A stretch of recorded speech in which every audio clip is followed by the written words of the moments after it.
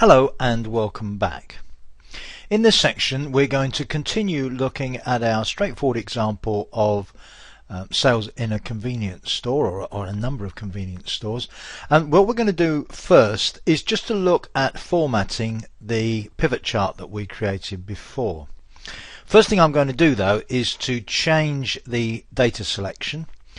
I've actually now got a number of places I can do that. I can do it here. I can click on department on the chart and filter from there. So if I remove select all and just select breads, flatbread, oatmeal and snacks, click on OK. And as you saw before, everything is updated. The selection shown in the pivot table and the chart are all selected. The sum of value I have here is still a percentage of total sales, but of course this is the percentage of total sales for the selected departments. So just over 50% of the total sales in these four departments is down to breads. Now let's once again take a look at formatting the pivot chart itself. We've seen ways of selecting data for it. If you want to actually format it, well, you may want to use it in a report, you may want to move it within your workbook. It's very often the case that it's a good idea to get the field list out of the way while you work on it. I mentioned before that usually if you click within table or chart, the field list will normally reappear, but actually if you've deliberately closed it, you need to open it quite deliberately as well. There are two main ways of doing that. If you currently have the chart selected, then on the Analyze tab there is a button that says Field Lists. Click that and the field list is shown. You close it again. If you're within the pivot table, then you have a pivot table tools group with options and design in it. If you click in options, over on the right there's a field list button there that shows the field list for you. So I'm going to close this again, and now let's start working on this chart. With the chart selected, we get the group of tabs up here: Design, Layout, Format, Analyzer. Let's go to the Design tab. I'm going to change the chart type. I'm going to change it to a pie chart. I'm going to change it to a 3D pie chart. Click on OK. It all works exactly the same as it did before, and I can even go into my filter here and say decide, well, I don't really want snacks included. Click on OK and everything is updated.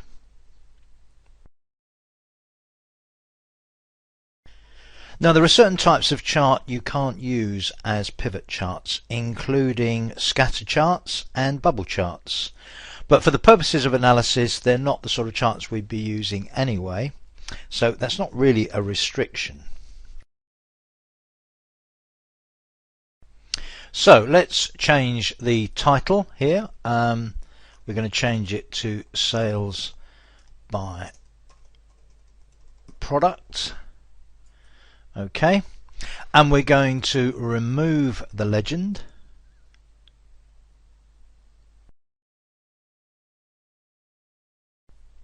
And finally we'll add some data labels. So let's go for more data label options. We're going to put the category name and the value, and let's not have leader lines. Click on close.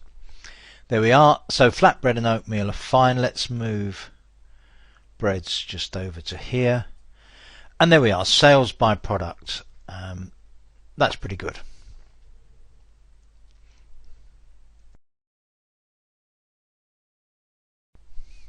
Now of course we can still use usual facilities to increase the size of the chart, for instance. Excel may move some of the labels to less convenient places, but that's fine. And we can, back in design, we can choose from available chart styles, so we could go for something like this. And the one thing you may have noticed which is different is this sum of value up here. Now this is one of the buttons that the pivot chart and table mechanism in Excel 2010 puts on the charts. If you go to the Analyze tab, there is a button here, Field Buttons, and if you click the top of that to switch off the field buttons, then any of those buttons will disappear. You can of course put them back on again if you need to.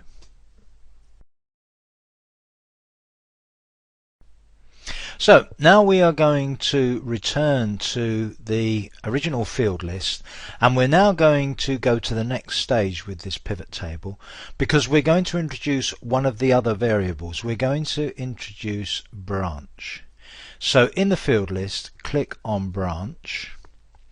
Excel 2010 works out that branch should be one of the axis fields. It's not going to try to do any kind of calculation on it as it did with values.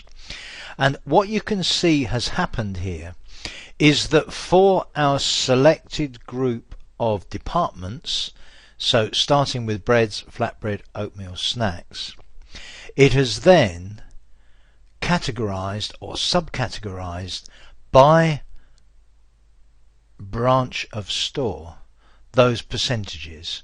So for instance, for breads, of the 56.63% of our total that is contributable to breads, this is now broken down by our 5 stores.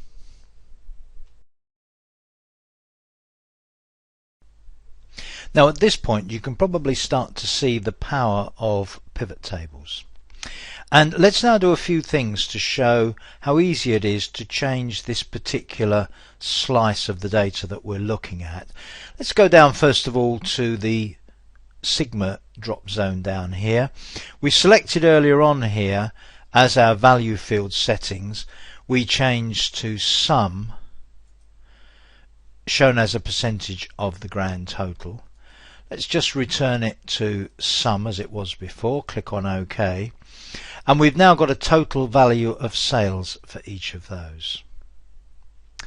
The other thing we can do down here, if you look at the axis fields, department and branch, I can actually click on branch and drag it above department, and watch now what happens. We now have the branches as our first level, and then within that the departments, the types of foodstuffs within the branches, and obviously everything else is updated in line with this.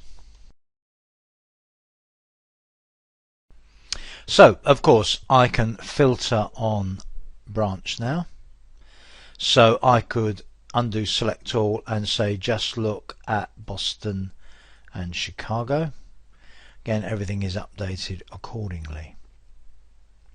Now there's one other very important thing now, and that is that as we look at the chart here, we can see that if effectively we have 8 values, that's 4 different departments, 2 different branches, and the structure relating these, although it's shown in the way that the axis is marked, doesn't really reflect the nested nature of this information. It's as though these are 8 separate departments. Now of course there may be situations in which that is exactly the way that we want the data to look.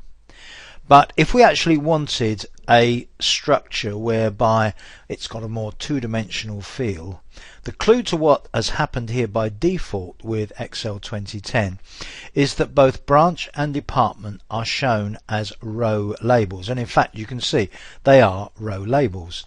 They are structured. There are, as we move these around, departments within branches, but they're both row labels. If we wanted to get a two-dimensional structure, all we need to do is to take department and drop it in the column labels drop zone. What happens then is that we get a completely different look to our data, because now the columns are the departments, the food types, and the rows are our two branches that are shown. Both of them are filtered, so on the column labels, that is the department types, we could perhaps put in hot teas, and on the row labels, that is the branches, we could include another branch, so we could put Denver in there. And of course we have this type of clustered column chart representing all of that data and looking pretty similar to the clustered column charts that we looked at before.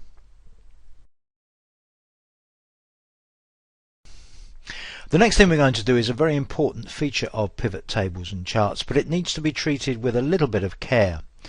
We have then our branches as rows and we have our departments as columns. What I'm going to do is to remove departments altogether. So to get rid of department, I can just double click on it to bring it up the menu, and I can just say remove field.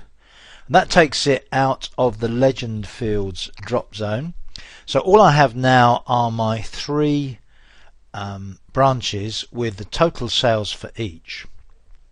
What I'm now going to do though is I'm going to add date. Now this is a bit of a dangerous thing to do with a very large amount of data, because the dates are by day and there are over 30,000 transactions, but Excel 2010 copes with it okay.